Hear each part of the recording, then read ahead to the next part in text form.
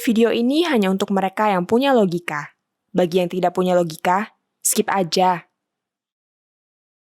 Pemerintah Saudi saat ini sedang melakukan upaya besar-besaran menghabisi gerakan keagamaan yang radikal dan konservatif. Dan ini adalah sebuah kondisi yang patut disyukuri bersama. Sejak tahun 1980-an, Saudi dikenal sebagai negara yang mengkampanyekan ajaran-ajaran Islam ala Wahabi yang konservatif ke seluruh dunia Islam. Gerakan Wahabi adalah gerakan pemurnian Islam untuk kembali ke ajaran dan contoh yang diberikan Nabi Muhammad dan para sahabat di abad ke-7 Masehi. Dalam semangat pemurnian itu, kaum Wahabi berusaha membersihkan kehidupan Islam dari apa yang disebut pengaruh bid'ah, syirik, dan khurafat. Mereka juga menolak peleburan nilai-nilai barat ke dalam budaya Islam.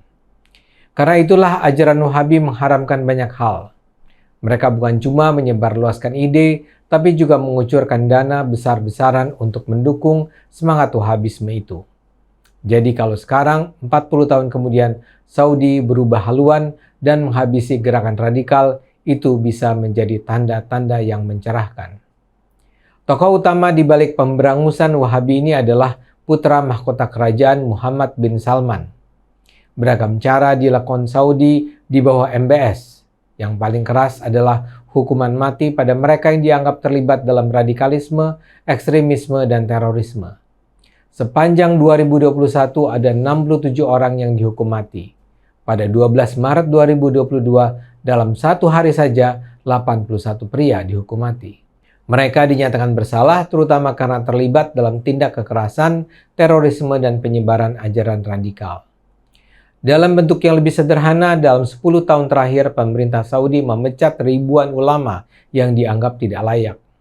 Yang disebut tidak layak di sini adalah yang menyebarkan ajaran radikal, sempit, atau bahkan yang dianggap mengeluarkan fatwa yang absurd. Kemampuan membaca dan menghafal Al-Quran pun diperiksa.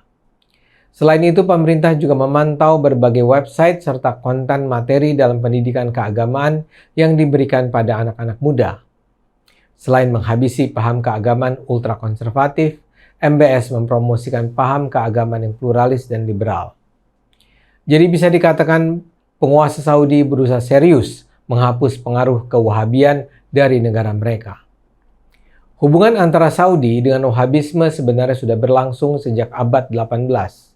Dua tokoh utama yang mempertemukan kedua kekuatan ini adalah Muhammad bin Saud dan Muhammad bin Abdul Wahab. Muhammad bin Saud adalah seorang pemimpin kabilah keluarga Saud, sementara Muhammad bin Abdul Wahab adalah ulama konservatif yang mendirikan gerakan Wahabi. Pada 1727, Muhammad bin Saud bersekutu dengan Muhammad bin Abdul Wahab. Keluarga Saud menggunakan kekuatan senjata dan politik, sementara keluarga Wahab memberi dukungan moral keagamaan. Mereka berdua beraliansi membangun gerakan yang berekspansi menguasai wilayah Arab Saudi. Pada abad ke-19, kekuasaan Saud sempat tersisih oleh kehadiran keluarga Arab lainnya, Al-Rashid. Dalam pertarungan antar keluarga, Saud tersingkir ke Kuwait pada 1891. Tapi pada awal abad 20 terjadi guncangan yang mengubah sejarah Saudi. Jazirah Arab ketika itu berada di bawah pemerintahan Khilafah Islam terakhir, Khilafah Utsmani. Dengan dukungan pemerintahan Inggris, sejumlah kabilah Arab bersama-sama melawan kekuasaan Utsmani. Salah satu pimpinan yang paling terkemuka adalah Abdul Aziz dari keluarga Ibnu Saud. Dalam perlawanan itu, Ibnu Saud didukung oleh tentara Wahabi yang dipimpin Faisal al-Darwish. Posisi Khilafah Utsmani semakin memburuk karena mereka memilih berpihak pada Jerman yang kalah pada Perang Dunia ke-1 sekitar 1914 sampai 1918. Akibatnya, Utsmani kehilangan kekuasaannya atas wilayah Arab. Ibnu Saud pun bangkit dan mengalahkan Al-Rashid sehingga dapat berkuasa di wilayah yang belakangan dikenal sebagai Arab Saudi. Hubungan antara kaum Wahabi dengan Ibnu Saud sebenarnya tidak mesra-mesra amat. Misalnya saja sebelum kerajaan Saudi berdiri, pasukan Ikhwan yang berhaluan Wahabi sempat berperang melawan Ibnu Saud yang dianggap terlalu terbuka terhadap pengaruh asing dan mendukung modernisasi. Pasukan Ibnu Saud akhirnya berhasil mengalahkan pasukan Ikhwan pada Perang Sabilla pada 1929. Baru setelah kemenangan atas Ikhwan itulah Ibnu Saud bisa mengkonsolidasi kekuasaannya dan mendirikan Arab Saudi. Kerajaan Arab Saudi didirikan pada 1932 oleh Raja Abdul Aziz, atau dikenal juga sebagai Raja Ibnu Saud. Sejak awal pendirian dan perkembangan Arab Saudi, para ulama Wahabi di Saudi memiliki peran terbatas. Mereka cuma memberi masukan soal agama secara terbatas kepada kerajaan Saudi. Sampai kemudian berlangsung dua hal penting pada 1979. Pertama-tama pada tahun itu terjadi revolusi Islam Iran. Ayatullah Khomeini ketika itu berhasil menggulingkan pemerintahan Shah Iran Reza Pahlavi yang didukung Amerika Serikat. Revolusi itu dielu-elukan di seluruh dunia Islam karena membuktikan bahwa sebuah rezim modern yang memiliki pasukan militer luar biasa bisa ditumbangkan kekuatan rakyat yang mengandalkan ajaran Islam. Masalahnya, revolusi itu dilakukan oleh kaum Syiah. Padahal Syiah dianggap sebagai musuh Islam Sunni yang diyakini Saudi. Karena itu kemenangan Syiah di Iran dikhawatirkan akan membangkitkan kekuatan Syiah di seluruh dunia. Begitu juga dikhawatirkan itu akan memicu pemberontakan kaum Syiah di dalam Saudi sendiri. Peristiwa kedua adalah pendudukan Masjidil Haram di Mekah oleh kaum ekstremis Islam bersenjata. Kaum militan melakukan aksi ini karena marah pada apa yang dianggap sebagai korupsi dan perilaku tidak Islami yang dilakukan pemerintahan Saudi. Pendudukan Masjidil Haram berlangsung selama 10 hari. Pasukan Saudi akhirnya bisa mengatasi pemberontakan itu, terutama setelah memperoleh bantuan pasukan anti-teror dari Prancis. Kaum ekstremis itu dihukum mati. Namun seusai peristiwa itu, kerajaan Saudi merasa perlu meminta bantuan para ulama Wahabi konservatif untuk mencegah berulangnya peristiwa serupa di masa mendatang.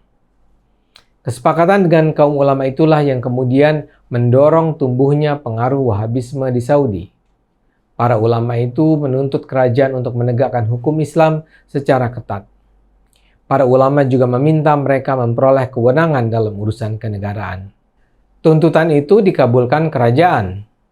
Kedua peristiwa besar itu berimplikasi serius bagi kebijakan keagamaan Saudi. Sejak saat itu, Saudi dikenal sebagai negara yang ultra konservatif. Hukum Islam yang mengikuti definisi kaum Wahabi ditegakkan. Di Saudi dikenal apa yang disebut sebagai polisi keagamaan atau mutawin. Polisi ini melakukan patroli di jalan-jalan Saudi untuk menegakkan aturan berpakaian, penggunaan hijab, pemisahan pria dan perempuan, pelarangan alkohol, pemberlakuan kewajiban sholat 5 waktu, dan semacamnya. Perayaan keagamaan Islam yang tidak sejalan dengan tradisi Wahabi, misalnya Maulid Nabi, tidak boleh dilakukan secara besar-besaran. Perayaan keagamaan di luar Islam seperti Natal, Paskah, dan Tahun Baru dilarang. Gereja dan tempat peribadatan lainnya di luar masjid tidak diizinkan berdiri. Penyebaran agama non-Islam dilarang. Muslim dilarang pindah agama. Penyebaran kitab suci di luar Al-Quran, misalnya Injil, bisa diancam hukuman mati. Ateis dianggap sama dengan teroris sehingga bisa juga dihukum mati. Corak kejahatan yang bisa dihukum mati lainnya mencakup dari pembunuhan, perkosaan, perzinahan, perampokan bersenjata, dan juga penodaan agama dan pindah agama.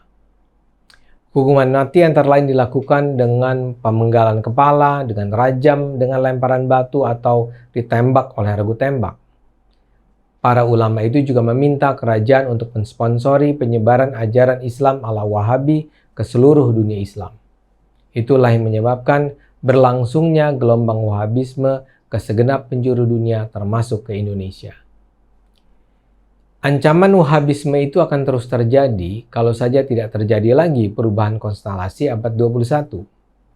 Kaum Wahabi di abad ini nampak sebagai sumber masalah yang akan membawa Saudi ke era keterbelakangan. Wahabisme ini mendorong lahirnya kelompok-kelompok konservatif yang memiliki kebencian terhadap dunia di luar dunia Islam.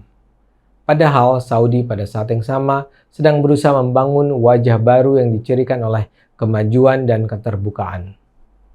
Muhammad bin Salman memiliki program Visi 2030 yang diharapkan bisa menjadikan Saudi sebagai salah satu negara terdepan yang sejajar dengan negara-negara industri maju lainnya. Dalam konteks itulah kaum Wahabi, kaum radikal, kaum ekstremis dihabisi. Kita harapkan saja Saudi sukses dengan program pembersihan ini. Ayo gunakan akal sehat, karena hanya dengan akal sehat negara ini akan selamat.